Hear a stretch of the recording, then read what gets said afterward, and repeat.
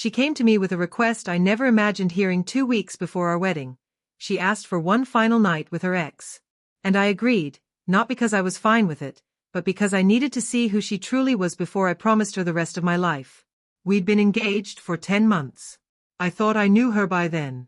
I believed the doubts were behind us, that fears had been put to rest, and the testing phase was over. We already had a house waiting for us after the honeymoon. My parents had poured a fortune into the venue, her dress had been chosen months earlier, and every last detail was finalized. Or so I thought. Then, one evening, she sat across from me and calmly made her request. There was no guilt in her tone, no tears, no emotional breakdown. Just a strangely measured confession. There's something I need for closure, something that will make sure I'm ready to take this step with you. At first, I assumed she meant therapy, or maybe that she'd been feeling disconnected and wanted to spend more time with me before the wedding. But then she said it, she needed to spend one night with her ex.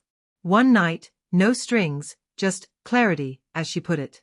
I froze, staring at her, waiting for her to laugh and say she was joking. But she didn't. She told me she was serious. She claimed she was being respectful by asking instead of sneaking behind my back. Then she added that if I truly loved her, I would understand. Understand what? That she wasn't finished with someone else? I sat there in stunned silence, trying to process the reality of it. My fiancée, the woman I planned to marry, was openly asking me for permission to sleep with the same man she swore she was over, a man who had cheated on her and shattered her years ago. I asked her why she would bring this up now, so close to the vows. Her answer? Because I don't want to wonder. I want to be fully present with you forever. That was her reasoning. She wanted to tie up loose ends from her past before stepping into our future. I don't know what snapped inside me at that moment. Maybe anger. Maybe detachment. Maybe some part of me had already given up. But I said yes. I told her, if that's what you need, go ahead. She looked startled. Really? She asked. I nodded. She leaned in, kissed my cheek as if we'd just agreed to something romantic, and whispered, "Thank you for understanding." That was the last time she ever saw me. She thought she was walking toward closure. What she got was abandonment. The next morning, while she was busy seeking clarity in someone else's bed, I was already packing. I left our apartment, canceled everything in my name, the flights, my tailored suit, hotel reservations for my family. Then I called the venue and told them the wedding was canceled. When they asked if the bride would confirm as well, I simply told them to give her until tomorrow. She'd understand soon enough. I didn't fight. I didn't yell.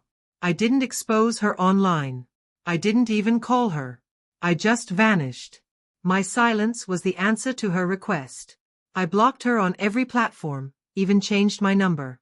Friends said I was heartless, that I owed her a conversation, that if I truly loved her, I should have explained. But no, I owed her nothing.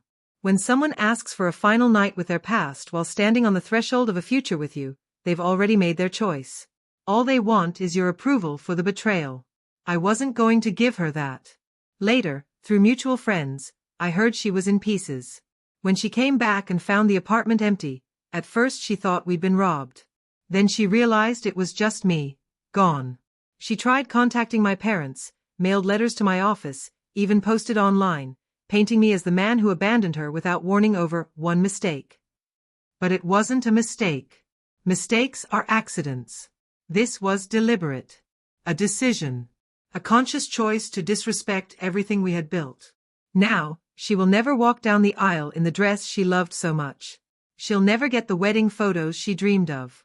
And she'll never know where I went or why I disappeared without a word. Because the moment she chose to give herself back to her ex, she gave me every reason not to be her husband.